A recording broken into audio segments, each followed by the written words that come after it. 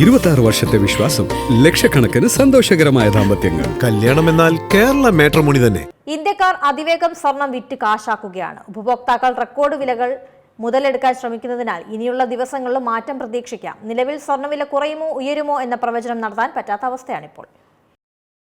ഇന്ന് ഒരു പവൻ സ്വർണത്തിന്റെ വില 1,06,520 രൂപയാണെങ്കിലും ഇഷ്ടപ്പെട്ട സ്വർണ്ണാഭരണം വാങ്ങാൻ കൂടുതൽ പണം കൊടുക്കേണ്ടി വരും.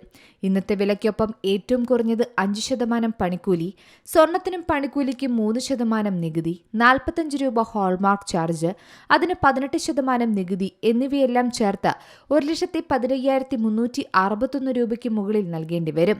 എന്നാൽ ഡിസൈൻ അനുസരിച്ച് വീണ്ടും പണിക്കൂലിയിൽ വ്യത്യാസം വരും. ഇങ്ങനെ വരുമ്പോൾ ഇത്രയധികം രൂപ കൊടുത്ത് സ്വർണം വാങ്ങുന്നതാണോ അതോ നിലവിലുള്ള റെക്കോർഡ് വിലയ്ക്ക് സ്വർണം വിൽക്കുന്നതാണോ എന്നാണ് മലയാളികൾ ഇപ്പോൾ ചിന്തിക്കുന്നത്.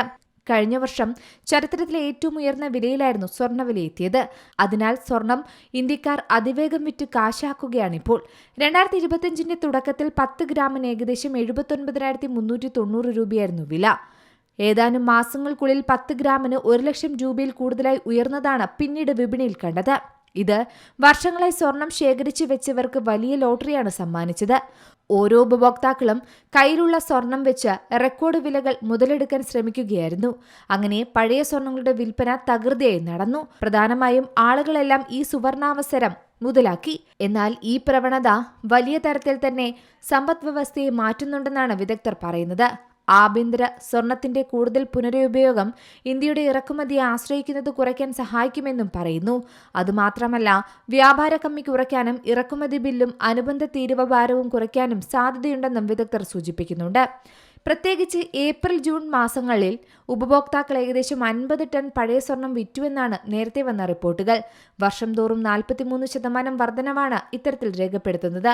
2025 പുനരുപയോഗിച്ച സ്വർണം ഏകദേശം 125 മുതൽ 150 ടൺ വിറ്റുവെന്നും പറയുന്നു.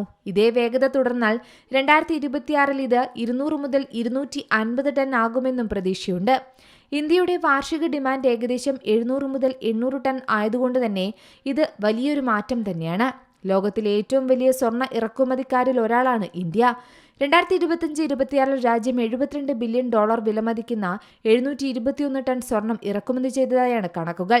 രാജ്യത്തിന്റെ ആഭ്യന്തര ഖനനം പ്രതിവർഷം 2 ടണ്ണിൽ താഴെ മാത്രമാണ്.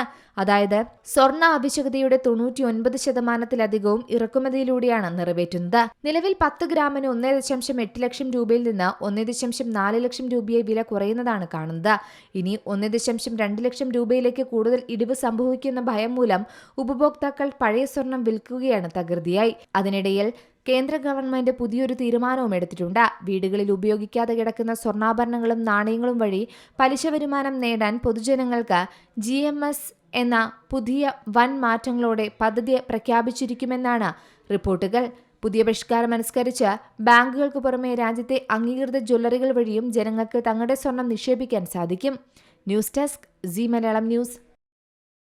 ഏറ്റവും പുതിയ വാർത്തകളും വിശേഷങ്ങളും വിരൽത്തുമ്പിലറിയാൻ സി മലയാളം ന്യൂസ് എല്ലാ ഡിജിറ്റൽ പ്ലാറ്റ്ഫോമുകളിലും ലഭ്യം.